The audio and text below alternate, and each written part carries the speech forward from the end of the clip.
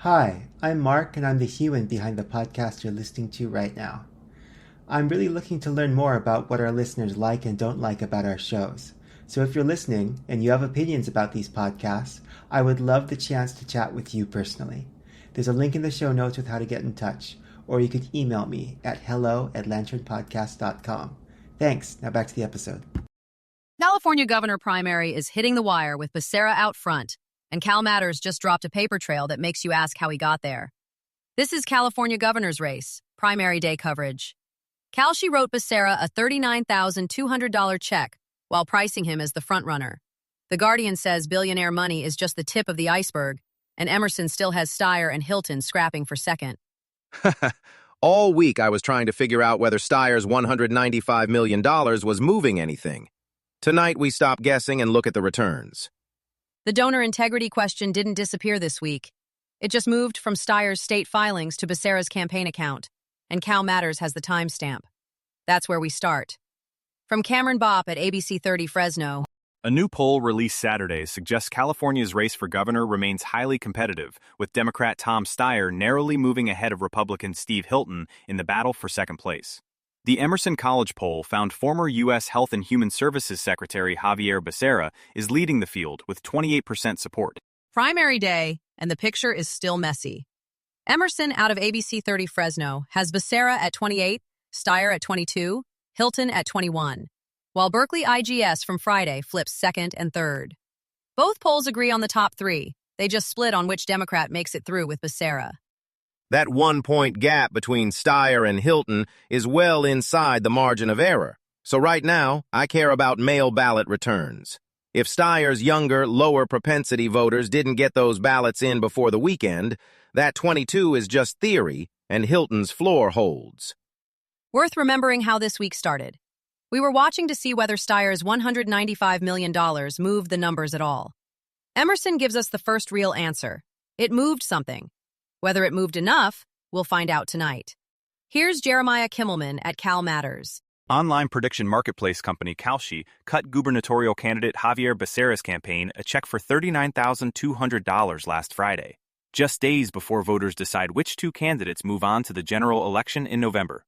Meanwhile, the company's marketplace gives Becerra a 74% chance of becoming governor in November as of Monday afternoon. CalMatters has the receipts here. Kalshi cut Becerra's campaign a $39,200 check last Friday, just days before voters choose which two candidates advance. And its own marketplace says Becerra has a 74% shot at becoming governor in November. That's a timestamp and a dollar amount sitting right next to each other. Becerra's frontrunner thread just picked up a nasty wrinkle. Kalshi gives him 74% odds after cutting his campaign a late check. So which way did that move? Are the odds shaping the market, or did the market shape the donation?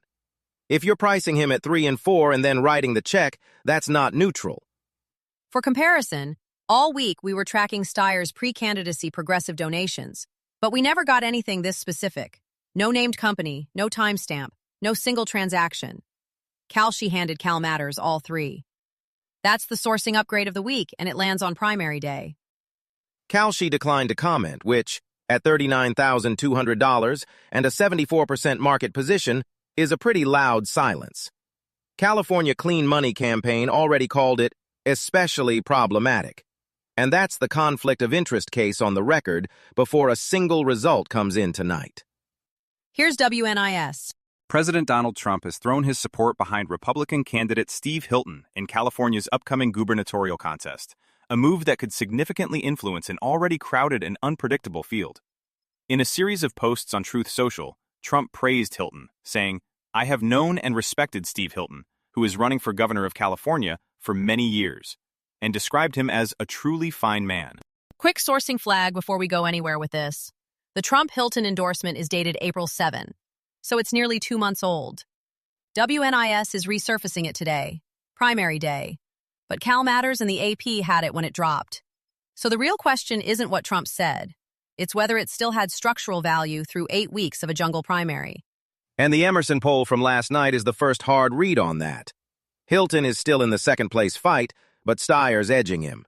If a full Trump endorsement plus 2 months of name ID runway can't lock down second against a guy spending $195 million, That's a thin return on the most complete endorsement language I've seen Trump use in a state race.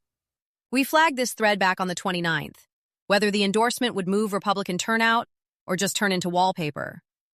Today is when we stop asking. Al Jazeera's primary day overview plus that Emerson number give us the clearest read we're going to get before results tonight. Dara Kerr, writing in Richard Hartley. Tech billionaires have shelled out hundreds of millions of dollars ahead of the 2nd June primary election in California, in an unrivaled attempt to influence who gets to run the state that Silicon Valley calls home. The industry has used a cover-all bases approach, funding candidates and ballot measures big and small, contributing to what looks to be the most expensive primary season in California history. The Guardian piece lands on primary day, and the number that matters most isn't the $195 million aggregate, it's the strategy behind it. Cover-all bases spending is a totally different logic, from one billionaire betting everything on a single race. Cover all bases is the tell. If you're spreading money across candidates and ballot measures, you're not buying a winner, you're buying access to whoever wins. Sergey Brin drops $66 million just to kill a billionaire tax. That's not politics. That's an investment with a very specific IRR. And Mahan getting more tech donations than any other candidate is the detail I want the donor map on. Not just the headline number, but which firms, which executives, and whether any of those names overlap with the Becerra Kalshi paper trail CalMatters published today. Tonight, we find out whether cover-all bases actually outperforms Steyer's all-in strategy. If Mahan beats his polling, that's the spending logic that wins the allocation argument heading into November. From Al Jazeera. On Tuesday, the Western state is headed to the polls to vote in primary elections ahead of November's midterms. But a quirk in its primary system has made its governor's race vulnerable to a Republican takeover. It's primary day. Al Jazeera's overview frames the jungle primary as California's structural exposure. 61 gubernatorial candidates, Democratic support fractured across most of them, and 2 Republicans near the top of a field where consolidation should have been the whole game. And Emerson had Steyer edging Hilton for second. That's the number I've been waiting all week to stress test against actual ballot returns. Survey says one thing.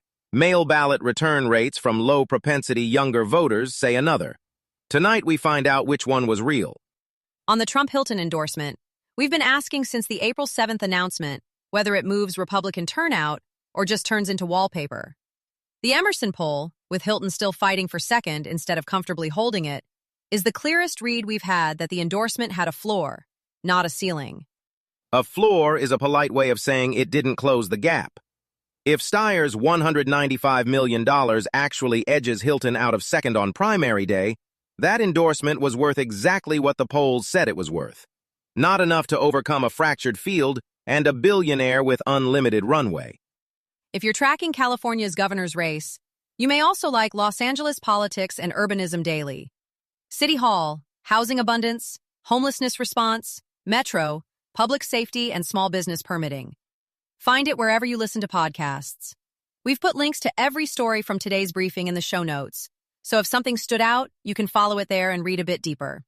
That's California governor's race for today. This is a Lantern podcast.